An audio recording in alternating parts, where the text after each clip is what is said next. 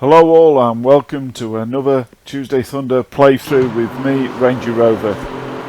This time we're in the Porsche Classic 964 at Imola, and this is me in the Mika Hagginen tag, which is the finest livery in the game. I accept no arguments. This course is great fun in this Porsche 964. I do enjoy it. It actually will drift. It will do Porsche things and kill you, but it will drift. And we're going to go through in slow motion with a replay with me and Dan.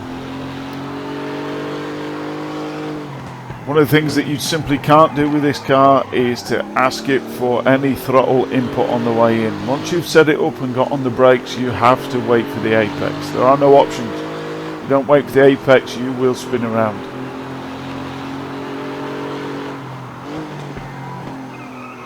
You see, we can get a big lurid slide on there and we're still okay. Coming through this section, just the tiniest bit of brakes, otherwise you're going to loop, and use the gearbox to slow you down. This section is an absolute bouncy castle through the chicane here. See how much movement you get out of the car, but once you get out of it you can pretty much stamp on the throttle with those giant rear tyres and get going. We're going to watch the playthrough at about 1/3 speed, so apologies for that. It's a long track, it's 2 minutes, so you're going to get 12 minutes of playthrough with me and Dan. And you're also really going to see the difference for using a H pattern between me and Dan as well. As you see, we come up here about 58 sevens.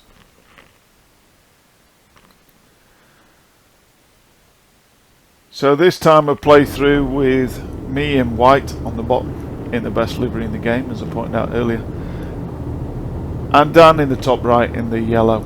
And you can see he's already got more speed than I have at this point in the course, because he's using a H pattern and his changes are faster than paddle shift and auto clutch. I don't have a H pattern working at the minute, so I don't even have that choice, but I know that I can't do it anyway, so it doesn't make any difference. Full on the brakes here, using the gearbox to slow us down, slam it into fourth, only in a straight line, by the way. Only change down when you're in a straight line. You will regret it if you don't. I'm back on the throttle as soon as the apex is done with. You can see I keep it pinned and Dan comes off, and I actually use the curbs there slightly to unsettle the car because it makes it rotate a bit more. Keeping it pinned, and I keep it in third here, and Dan changes up to fourth midpoint through the corner. But you can see there's an advantage to doing so there, even though I've kept it pinned. He's got more K's out of that car right now at this point, but we're pretty much neck and neck coming down here. Now this next corner is a light dab on the brakes, and throw it into fourth. You're just gliding the brakes here. You see I've got less on than Dan. Down into fourth, down into third to get the car to slow. A little bit of input to get it to rotate. I clatter over these curbs and then smash on the throttle, and I pay the price. I'm absolutely soaring at the wheel to try and keep it under control. Keep it pinned though. And as we come up to this next left,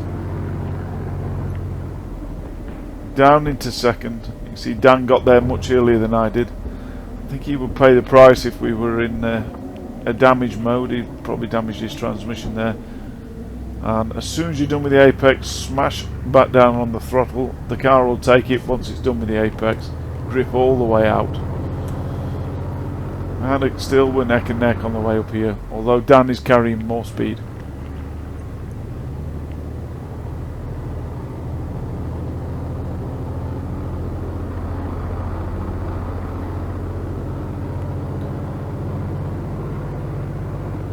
You see the brief blips of clutch where Dan's using the H pattern and I'm not.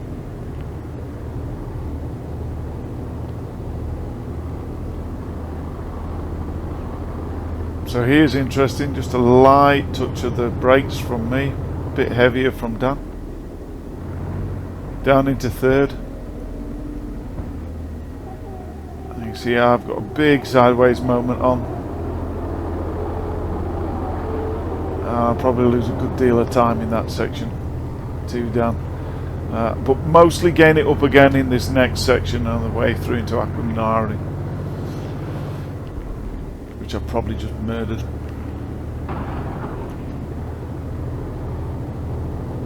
So as you come here, you can see Dan is on the brakes much earlier. I'm still on full beans, and he comes off the throttle and coast where I actually use some brake. You are quite likely to die if you do though, unfortunately. Down into third, down into second, and keep on the brakes in my case to get it rotated in, then stamp on the throttle to keep it rotating so that you don't get a cut on this curb. Me and Dan are pretty much neck and neck at this point. I think I'm gaining here.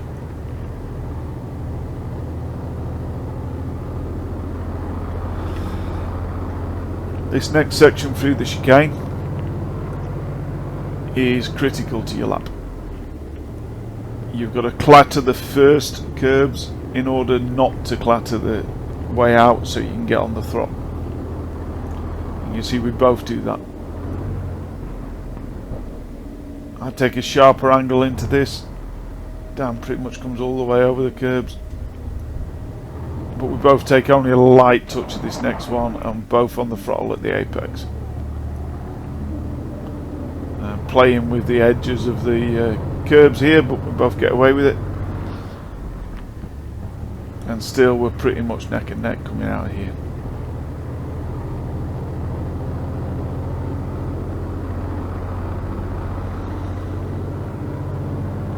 So it leaves the next pair of corners as being the difference.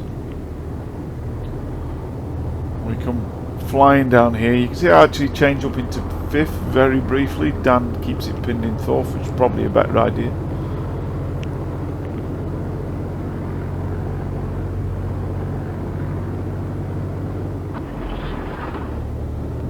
And then knock it down into fourth. Early into third as well for the braking in a straight line, by the way. And then into second, and that gets the back going, and I give it a bit of throttle input for it, the rear to catch up, and we're both sliding around that corner and onto the curb on the way out, keeping it pinned in second. I go into third, decide that's a bad idea, back down into second, on the throttle on the way out.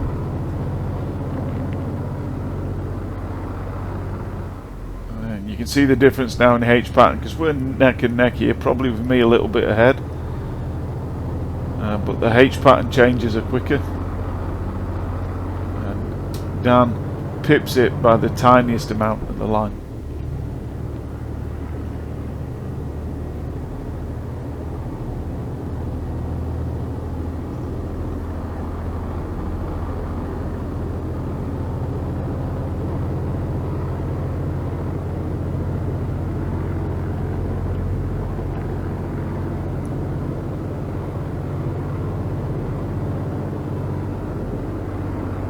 And there's barely anything in it.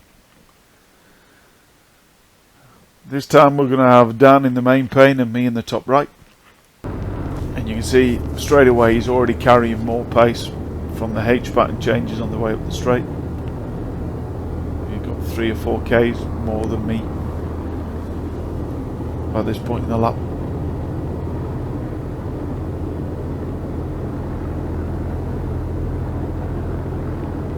So let's try and concentrate on how Dan does this. You see he's absolutely on the top of the revs in fifth, full on the brakes, down into fourth. Didn't really appreciate that too much of him.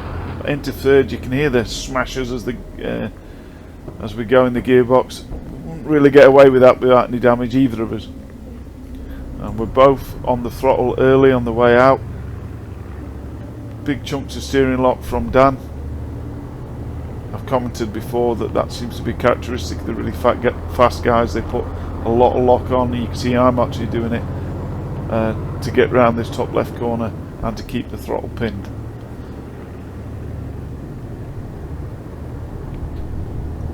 Dan changed up early into fourth, which the car seemed to appreciate. He's got a bit more Ks down this stretch than I have.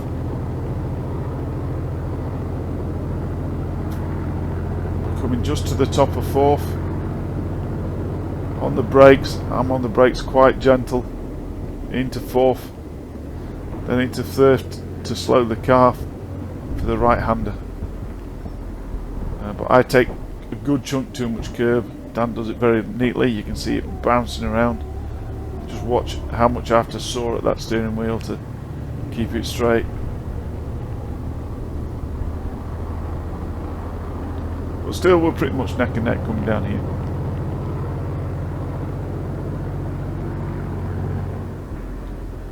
Full on the brakes.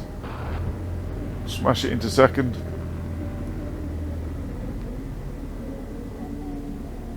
And then as soon as you're at the apex, get on the throttle, get the car to rotate.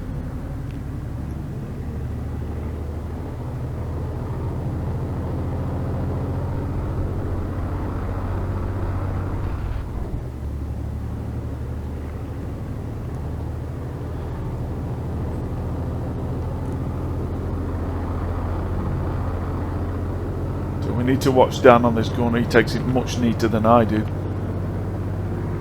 Better job. I think he's slightly later on the throttle, but as a result doesn't get such a massive slide on like I do.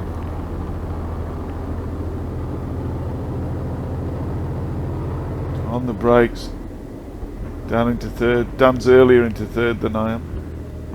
Interesting. Earlier on the throttle actually, but I managed to unsettle the car in the process. You can see how sideways I am at that point. Well, I've lost 10 Ks or so down this section to Dan. But I think I gained most of it up through this next section, so let's take a long look at Dan coming through here.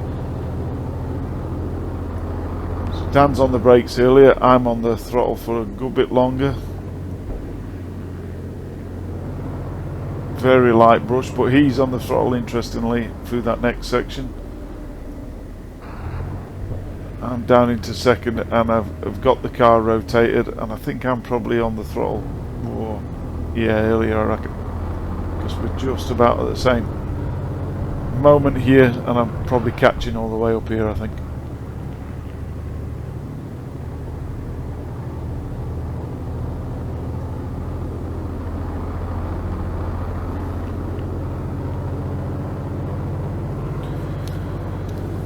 So if you watch us into these chicanes, we both clatter over the right hand curb as I said earlier. I'm on the throttle for a bit longer potentially. Picking up a bit of throttle over the curbs. Got the turn made. Dan's definitely ahead at that point.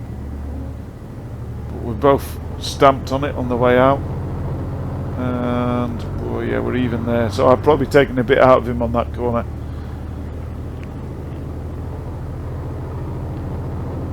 As we come down to these two left-handers to come back onto the main straight, I think I'd take a bit more time out of him too. But then he catches it all back up with the H pattern, shifts along the straight.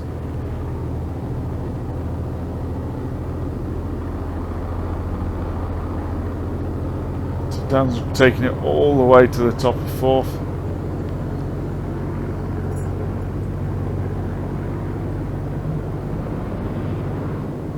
And then on the brakes, Dan, he's early into third. You can hear how much he didn't like that. But we're both in the second about the same time, drifting around this corner. And you've got to give it some throttle there, otherwise it'll spin out on you, because you've got to get the rear wheels to catch up the speed. Light brush of the brakes here. Both back on the throttle about the same time. Yeah, you can see I'm ahead there, but I was slower on the throttle on the way out. Dan uses all of the curb. Yeah, he really does, doesn't he? Uses all the curb, and he's catching all the way up here with a better exit from that corner, and H-pattern shifts on the way up. So as we go into fourth, you can see that he's got 2-3 k's an hour more than me on the way up. So he's catching all the way along this straight. When we stop, you'll see that we're pretty much neck and neck.